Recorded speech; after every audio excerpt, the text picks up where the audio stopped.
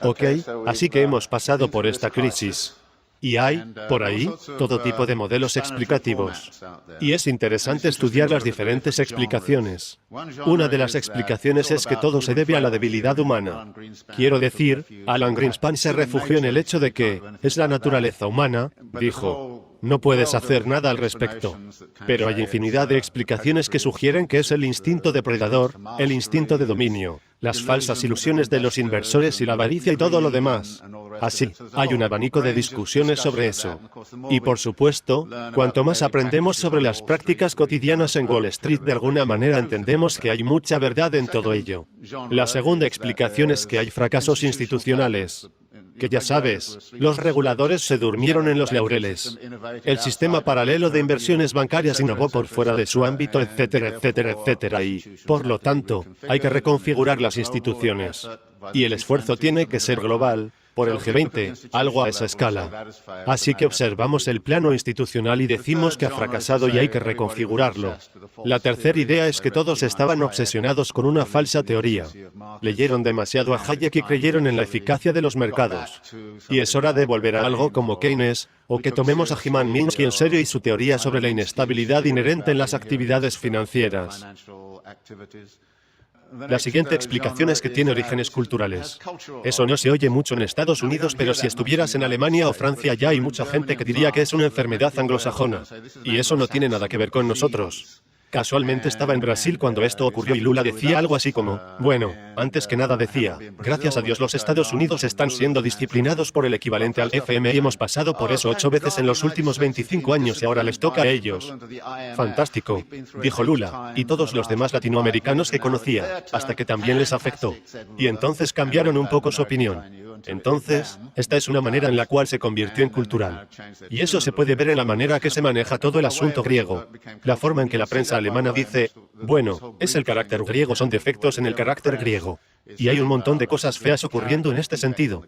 Pero, en realidad, hay algunos aspectos culturales que han llevado a esto.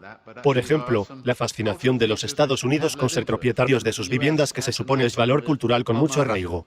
El 67 o 68% de las familias de Estados Unidos son propietarias de sus viviendas. Solo un 22% lo son en Suiza. Por supuesto que es un valor cultural en Estados Unidos que se respalda por la deducción de impuestos sobre los intereses hipotecarios, lo cual es un enorme subsidio. Se promueve desde los años 30, más explícitamente en 1930. Fue creada porque la teoría decía que propietarios de viviendas con deudas no hacen huelga. Y luego existe una noción de que es un fracaso político el hecho de que la política haya intervenido. Y hay una curiosa especie de alianza emergiendo entre el ala de Glenn Beck para Fox News y el Banco Mundial, los cuales dicen que el problema es la regulación excesiva de la que no sirve. Así que existen todas estas explicaciones, y todas tienen parte de verdad. Y escritores especializados tomarán una u otra de esas perspectivas y construirán un relato y realmente escribirán una historia muy plausible sobre esto. Y me dije a mí mismo, bueno, ¿qué tipo de historia plausible puedo escribir que no sea de las anteriores? Que es una de las cosas que siempre me digo a mí mismo, y no es difícil de hacer especialmente cuando vienes de una perspectiva marxista, porque, ya sabes, no hay mucha gente que intente hacer este análisis desde una perspectiva marxista. Y realmente me di cuenta de esto por eso que pasó en la Escuela de Economía de Londres hace 1 año y medio cuando Su Majestad, la reina, preguntó a los economistas, chicos, ¿cómo es que ustedes no lo vieron venir? No lo dijo exactamente de esa manera, pero ya sabes, esa era la intención. Y ellos se molestaron mucho. Y ella llamó al gobernador del Banco de Inglaterra y dijo, ¿cómo es que ustedes no vieron venir esto? Y luego la Academia Británica presentó esto, reunió a todos los economistas y se les ocurrió esta fabulosa carta para Su Majestad. Y era realmente asombrosa. Decía, bueno, ya sabes, mucha gente dedicada, inteligente, sensata, pasan sus vidas trabajando en aspectos de esta cosa, muy seriamente. Pero lo único que se nos escapó fue el riesgo sistémico. Y dices, ¿qué? Y pasaron a hablar sobre políticas de negación y todo el resto de eso. Así que pensé, bueno, ya sabes, riesgo sistémico, sabes, puedo traducirlo a un concepto marxista. Estás hablando sobre las contradicciones internas de la acumulación de capital. Y quizás debería escribir algo acerca de las contradicciones internas de la acumulación de capital y tratar de averiguar el papel de la crisis en toda la historia del capitalismo. Y que es específico y especial sobre la crisis, en esta ocasión. Y hay 2 maneras en que pensé que podía hacer eso. Una sería mirar qué ha ocurrido desde los 70 hasta ahora. Y la tesis es que en muchos aspectos la forma de esta crisis actual está dictada en gran medida por la forma en que salimos de la última. El problema ya en la década del 70 fue el exceso excesivo poder de los trabajadores en relación al capital entonces, por tanto, la salida de la crisis la última vez fue disciplinar a los trabajadores. Y sabemos cómo se hizo. Fue hecho por la deslocalización. Fue hecho por, ya sabes, Thatcher y Reagan. Y fue hecho por la doctrina neoliberal, fue hecho de todo tipo de maneras diferentes. Pero en 1985 u 86 la cuestión laboral fue esencialmente resuelta para el capital. Tuvo acceso a todas las fuentes de mano de obra mundial. Nadie en esta instancia en particular ha citado a los sindicatos codiciosos como la raíz de la crisis. Nadie, en esta instancia, está diciendo, tiene algo que ver con el poder excesivo de la mano de obra. En todo caso, es el excesivo poder del capital. Y en particular, el poder excesivo del capital financiero, lo cual es la raíz del problema. Ahora, ¿cómo pasó esto? Bueno, hemos estado, desde los años 70, en una fase llamada represión salarial. Los salarios han permanecido estancados.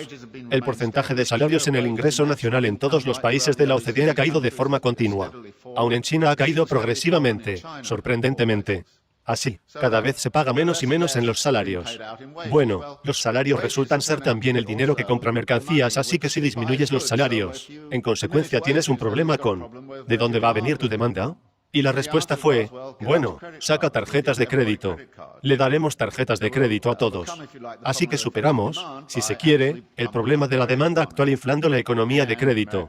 Y los hogares americanos y los hogares británicos aproximadamente triplicaron su deuda en los últimos 20, 30 años. Y una gran cantidad de esa deuda, por supuesto, ha sido en el mercado inmobiliario. Y de esto viene una teoría que es muy importante, que el capitalismo nunca resuelve sus problemas de crisis. Las mueve geográficamente. Y lo que vemos ahora es ese movimiento geográfico. Todo el mundo dice, bueno, de acuerdo, todo comienza a recuperarse en Estados Unidos, y entonces Grecia cae y todos dicen, ¿qué pasa con los PITs? Ya sabes. Y es interesante, tenías una crisis financiera en el sistema financiero. Y medio resuelves eso, pero a expensas de una crisis de deuda soberana.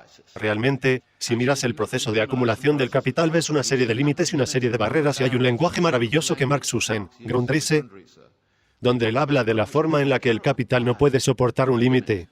Se tiene que convertir en una barrera que luego sortea o trasciende. Y luego cuando miras el proceso de acumulación ves dónde las barreras y los límites pueden estar situados. La manera simple de verlo es decir, mira, el proceso típico de circulación de la acumulación funciona así, comienzas con algo de dinero. Entras en el mercado y compras mano de obra, poder y medios de producción. Luego los pones a trabajar con una tecnología dada y un método organizado y creas un producto, la cual vendes por el dinero original más una ganancia. Ahora, tomas parte de los beneficios y lo recapitalizas para una expansión por razones muy interesantes. Ahora, hay dos cosas con respecto a esto. Una es que hay una serie de puntos barrera aquí. ¿Cómo se reúne el dinero en el lugar correcto, en el momento correcto, en la cantidad correcta? Eso requiere ingenio financiero. Toda la historia del capitalismo ha sido sobre la innovación financiera. Y la innovación financiera tiene el efecto de también empoderar a los financieros. Y el excesivo poder de los financieros a veces puede. Se vuelven codiciosos. No hay duda al respecto. Y si miras las ganancias financieras en Estados Unidos estaban aumentando después de 1990, subían de esta manera. Los beneficios en la fabricación bajaban así. Y puedes ver el desequilibrio en este país. Creo que la forma en la cual este país se alineó con la ciudad de Londres contra la fabricación británica desde los años 50 en adelante ha tenido consecuencias muy graves para la economía de este país. Has fastidiado a la industria a fin de mantener, ya sabes, felices a los financieros. Cualquier persona sensata se uniría ahora mismo a una organización anticapitalista. Y tienes que hacerlo. Porque de lo contrario, vamos a mantener esta continuidad. Y fíjense que es una continuación de todo tipo de aspectos negativos. Por ejemplo, la acumulación de la riqueza. Hubieras pensado que la crisis habría frenado eso. Bien, más multimillonarios que nunca surgieron de la India el año pasado. Se duplicaron el año pasado. La riqueza de los ricos en este país se ha acelerado. Justo el año pasado, sucedió que los principales propietarios de fondos de inversión libre recibieron remuneraciones personales de $3.000 millones cada uno, en un año. Pensé que era una obscenidad y una locura hace unos años, cuando recibieron $250 millones. Pero ahora están sacando $3.000 millones. Ahora, este no es el mundo en el que yo quiero vivir, y si quieres vivir en ello, bienvenido seas. No nos veo debatiendo y hablando de esto. No tengo las soluciones. Creo que sé cuál es la causa del problema. Y a menos que estemos preparados para tener una discusión muy amplia que se aleja de, ya sabes, el tipo de charla que oímos en una campaña política. Ya sabes, todo va a estar bien aquí el año próximo si votas por mí. Bueno, es basura. Deberías saber que es basura y decir que lo es. Y tenemos un deber, me parece a mí los entre nosotros que somos académicos y seriamente involucrados con el mundo de realmente cambiar nuestro modo de pensar.